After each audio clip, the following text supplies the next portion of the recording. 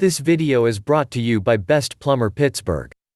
We've all been there, trying to fall asleep, and the only thing we can focus on is that dreaded sound, drip, drip, drip. So you get up, and you think I just have to turn the handle tighter to make the drip stop. Yeah, if it were only that easy.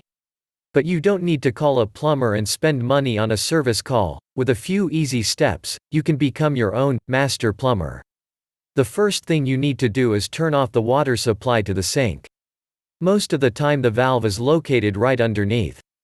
If not, you need to follow the plumbing line to the nearest shutoff valve. If the valve resists being turned, put a drop or two of oil right where the stem disappears into the large nut. Then use a wrench to loosen the nut one complete turn, and tighten it back up by hand. Wait for a couple of minutes and then you should be able to turn the valve off. The second thing to do is remove the stem from the top of the fixture. Then there will be a nut that needs to be turned counterclockwise to be taken off. Grasp the handle and turn it counterclockwise, as if you were turning on the water. The whole thing will lift out in your hand.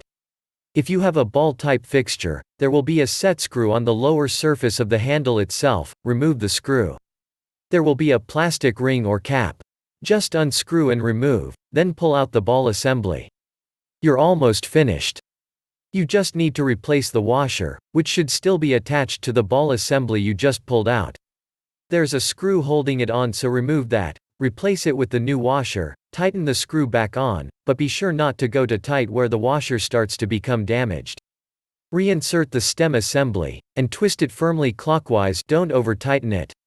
Tighten the large nut back into place.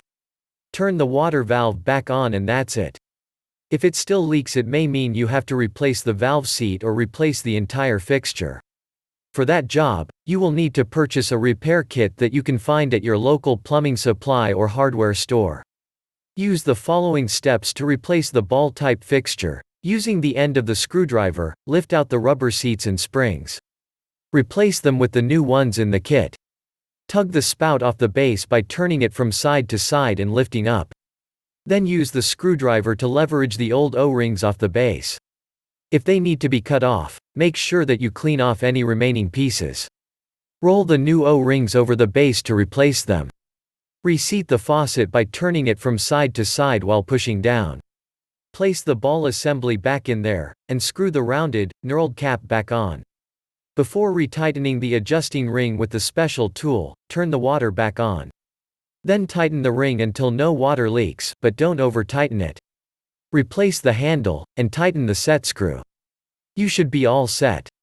It's a good idea before starting this job to go to your local plumbing supply with the make of your faucet just to make sure that all the necessary parts are available. If you find this project too much to deal with, feel free to give us a call so we can take care of it for you. Visit us at www.bestplumberpittsburgh.com or click the link on this page.